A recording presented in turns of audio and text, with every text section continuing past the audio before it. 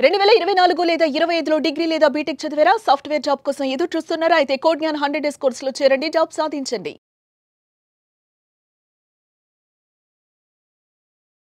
నమస్కారం డాక్టర్ శ్రీ ఆచార్య అనంతకృష్ణ స్వామి గారు. నమస్కారం అండి. ఈ వీడియోలో ఏం చెప్తున్నారు? సరదాగా మనం ఈ వీడియో స్టార్ట్ చేద్దాం. థమ్స్అప్ అంటే ఇష్టమా, లేదంటే పెప్సీ అంటే ఇష్టమా, లేదంటే కోక్ అంటే ఇష్టమా, లేదంటే స్ప్రైట్ అంటే ఇష్టమా? ఏది ఎక్కువ లైక్ చేస్తారు? స్ప్రైట్. ఇక్కడ విచిత్రం ఏంటంటే, ఒక రీసెర్చ్ ప్రకారం, వరల్డ్ వైడ్ ఒక రీసెర్చ్ ప్రకారం రిచ్ పీపుల్ ఎవరైతే ఉంటారో, రిచ్ మెంటాలిటీ కల వాళ్ళు అందరూ కూడా కోక్ తాగుతారు. ఓకేనా? అందరు కూడా కోక్ తాగుతారు. మిడిల్ మెంటాలిటీ ఎవరైతే ఉంటారో వాళ్ళందరూ థమ్స్అప్ తాగుతారు. ఓకేనా? చీప్ మెంటాలిటీ ఉంటారు, చాలా తక్కువలో ఇది ఆలోచిస్తారు, లో మెంటాలిటీ, వాళ్ళందరూ స్ప్రైట్ తాగుతారు. ఇప్పుడు చెప్పండి, మీరు ఎంత తాగుతారు? ఈ ఏదైనా స్ప్రైట్ అయితే అవుతాను గురించి. రైట్. అంటే మీ యొక్క స్టేటస్ని మీరే డిసైడ్ చేసుకున్నారు. ఓకేనా? నేనైతే కోక్ తాగుతాను. ఓకే, నేనైతే కోక్ తాగుతాను. ఇప్పుడు నేను ఏ స్టేజ్లో ఉన్నాను? రిచ్ స్టేజ్లో. అయితే సరే, ఏమైందంటే అనుకోకుండా మా ఫ్రెండ్స్ వాళ్ళ ఫంక్షన్ ఉంది. మా ఫ్రెండ్స్ వాళ్ళ ఫంక్షన్కి పల్లెటూరు వెళ్ళాను నేను. వెళ్ళినప్పుడు విచిత్రం ఏంటంటే, అక్కడ స్ప్రైట్ తప్ప ఇంకేం లేదు.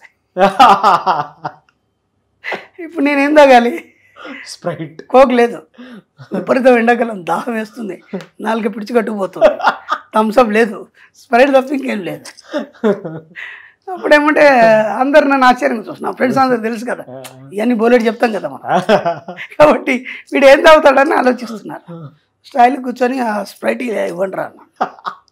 ఏంట్రా నువ్వు స్ప్రైట్ తాగుతా ఉన్నారు, ఇటు ఇవ్వండి అన్న. అంట గడగడ తాగేస్తాను.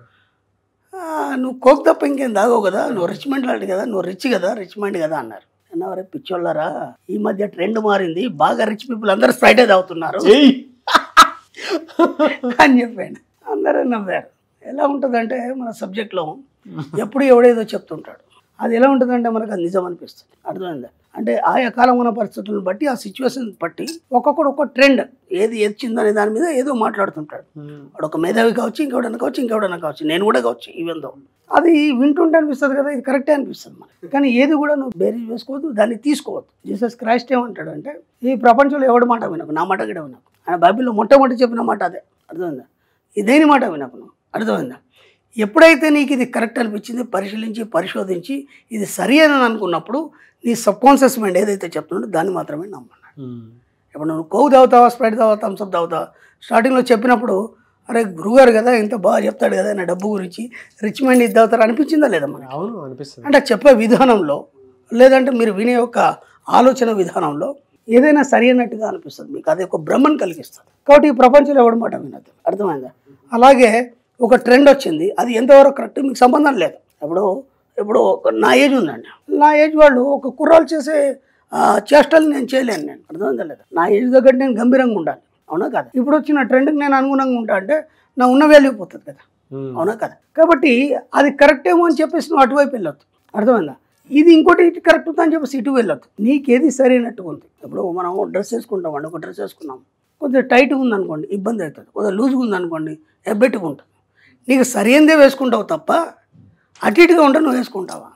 వేసుకోలేవు. కాబట్టి నీ సబ్కాన్షియస్ మైండ్ నీకు ఏదైతే సరైనదని చెప్తుందో దాన్ని మాత్రమే నేను స్వీకరించాలని మన సబ్జెక్ట్ చెప్తుంది. ఏ ప్రపంచంలో ఎవడేదన్నా చెప్పాలి, మీకు సంబంధం లేదు. అర్థమైందా? ఎందుకంటే థియరీలు మారుతుంటాయి, ప్రతి 50 సంవత్సరాలకు చరిత్ర మారుతుంటుంది. ప్రతి 50 సంవత్సరాలకు చరిత్ర మారడంలో కూడా ఎన్నో మార్పులు వస్తాయి. కాబట్టి ఒక్కసారి ఉన్నది ఇంకోటిసారి ఉండదు, ఇంకోసారి ఉన్నప్పుడు ఇంకోటి ఉంటుంది. మనం ఏం చేస్తామంటే, దాదాపు 25 సంవత్సరాల వరకు నీ జీవితం మీద నీకు బాధ్యత అనేది ఉండదు. First point. ఎందుకంటే అప్పటి వరకు మన అమ్మ నాన్న మనల్ని పోషిస్తారు, మనకు కావాల్సిన ఖర్చులు ఇవన్నీ ఇస్తారు. కాబట్టి నీకు ఒక బాధ్యత, ఒక డిసిప్లిన్ అనేది నీకు ఉండదు. ఓకేనా? 20 సంవత్సరాల తర్వాత అప్పుడు సమాజంలోకి వస్తావు, అంటే అప్పుడు సంపాదనకు వస్తావు. అంటే వాళ్ళు ఏం చేస్తారంటే, ఈ స్టడీ అయిపోయింది, ఇది అయిపోయింది, ఇక్కడ నువ్వు సంపాదించుకోవడానికి బయలుదేరాలి. అప్పుడు నువ్వు బయటకు వస్తావు. బయటకు వచ్చినప్పుడు కూడా నీ యొక్క సమాజం నుంచి కానీ, లేదంటే నీ ఫ్రెండ్ సర్కిల్ నుంచి కానీ నీకు అన్ని కొత్త కొత్త విషయాలు వినిపిస్తుంటాయి. అప్పుడు నువ్వేమైపోతుందంటే, అప్పటి వరకు నీకు దీని మీద ఆలోచన లేదు, అవన్నీ వినేసరికంటే నీ మనసు పరిపరి విధాలుగా ఆలోచిస్తుంటుంది. అర్థమైందా? అంటే నువ్వు యూత్, చాలా షార్ప్గా ఉంటుంది నీ మైండ్, బాడీ యాక్టివ్గా ఉంటుంది, ఇది కరెక్ట్ అనిపిస్తుంది, అది కరెక్ట్ అనిపిస్తుంది, నేను అందరికంటే ఇంకా చాలా ఫాస్ట్గా ఉన్నాను అనిపిస్తుంది, అప్పుడే నాకేం తెలియదు అనిపిస్తుంది. ఈ కన్ఫ్యూజ్లో నువ్వు కింద మీద అయిపోయి ఉకిరి బిక్కిరి అయిపోతావు. కాబట్టి నువ్వు ఎక్కడ కూడా కన్ఫ్యూజ్ కావాల్సిన అవసరం లేదు. అంటే ఎప్పుడైతే నీ 20 సంవత్సరాల క్యారియర్ స్టార్ట్ అవుతుందో అక్కడి నుంచి నువ్వు ఏదైతే మలుచుకుంటావో నీ జీవితం అలాగే తయారవుతుంది. 30 years వరకు నువ్వు ఏ విధంగా నీ జీవితాన్ని డిజైన్ చేస్తావు, అది అలాగే తయారవుతుంది మొత్తం ఫ్యూచర్ మొత్తం. కాబట్టి ఇప్పుడే నువ్వు సరైన నిర్ణయం తీసుకోవాలి. దేనికి కూడా నువ్వు చెల్లించాల్సిన అవసరం లేదు, ఎవడో ఏదో చెప్పి నమ్మాల్సిన అవసరం లేదు. కేవలం నీ యొక్క సబ్కాన్షియస్ మైండ్ ఏదైతే చెప్తుంది, ఏదైతే సరైనది అనిపిస్తుంది అది మాత్రమే నమ్మాలి. ప్రపంచంలో ఎవరు చెప్పింది కూడా నమ్మాలి. 30 years అయిపోయింది, అంతలోపు ఏమైపోతుంది, నీకు పెళ్ళి అయిపోతుంది. పెళ్ళి అయిపోయిన తర్వాత 1 సంవత్సరం వరకు హడావుడి కూడా ఉంటుంది. పోషించుకునే స్థితిలో నీ యొక్క అట్మాస్ఫియర్ నువ్వు సెట్ చేసుకునే స్థితిలో ఉంటావు. ఇప్పుడు అక్కడనేమో నీకు జీవితం తెలియదు, ఈ 30 yearsలో పెళ్ళి అయిపోయింది, జీవితాన్ని ఎలా స్థిరపరచుకోవాలో తెలియదు. దీని నుంచి ఫైట్ చేస్తూనే నువ్వు ముందుకు వెళ్తుంటావు. నీ జీవితంలో నువ్వేం కావాలని ఎప్పుడు డిసైడ్ అవుతావు ఇంకా. కాబట్టి సరి అయినటువంటి ఏజ్ ఎప్పుడని చెప్తున్నారంటే, మన సబ్జెక్ట్ అంతా నేను చెప్పేదంతా యూత్ గురించి. ఎందుకంటే యూత్ ఎదిగేవాళ్ళు, భవిష్యత్తు వాళ్ళకు ఉంది. కాబట్టి యూత్ 18 yearsలో నువ్వు ఏదైతే బీజం వేస్తావో, అంటే టీనేజ్ అయిపోయింది, 19లో నువ్వు ఎంటర్ అవుతున్నావు, ఆ 18 to 19 ఏదైతే నువ్వు బీజం వేస్తావో అది నీ జీవితాంతం అలాగే ఉంటుందని ఒక సైన్స్ ప్రకారం ఒక రీసెర్చ్ చెప్పబడింది. కాబట్టి నువ్వు అక్కడి నుంచి నువ్వు ఇక్కడి దాకా ఎలా వచ్చావు, ఈ మధ్యలో నువ్వు ఏం బీజం వేసావు, దానివైపు నువ్వేమైనా ప్రయత్నం జరిగిందా లేదా, దానివైపు నువ్వు ఎప్పుడైనా ఆలోచించావా లేదా ఇంకోసారి. కాబట్టి థమ్సప్, స్ప్రైట్ ఇవన్నీ ఇట్లాంటి బోలెడు వస్తాయి మన జీవితంలో.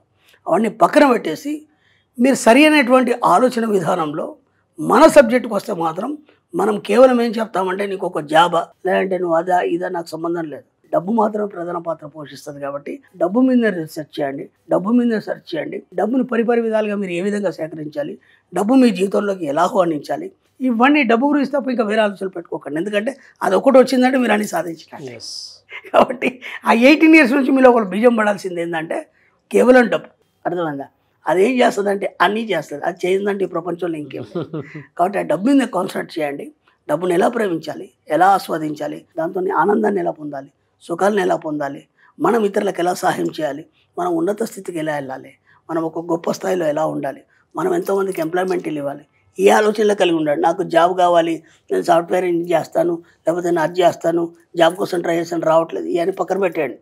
డబ్బు ఒకటి ఉంటే అన్నీ వచ్చేస్తాయి, మీరే జాబ్ ఇచ్చే స్థాయికి వెళ్ళిపోతారు. కాబట్టి ఎవరేది చెప్పినా మీరు ఆలోచన విధానాన్ని మార్చుకోకండి. ఇలా చెప్పేవాళ్ళు బోలెడు ఉంటారు. దాని నుంచి పక్కకు వచ్చేసి మీ యొక్క ఆలోచన విధానంలో సరైన మార్గదర్శకత్వంలో డబ్బు గురించి మాత్రం ఆలోచించండి. ఆటోమేటిక్గా డబ్బు మీ జీవితంలోకి వచ్చారు. Very good information. ఇప్పుడు చెప్పండి, థమ్స్అప్ తాగుతారా, మీరు స్ప్రైట్ తాగుతారా, కోక్ తాగుతారా? Subconscious mind. Excellent. That's my GPS. Good. Thank you so much, Dr. Shiyachari Ananthakrishnan Swami garu. Thank you. Suman టీవీలో మీ పర్సనల్ అండ్ బిజినెస్ ప్రమోషన్స్ కోసం కింది నెంబర్కి కాంటాక్ట్ చేయండి.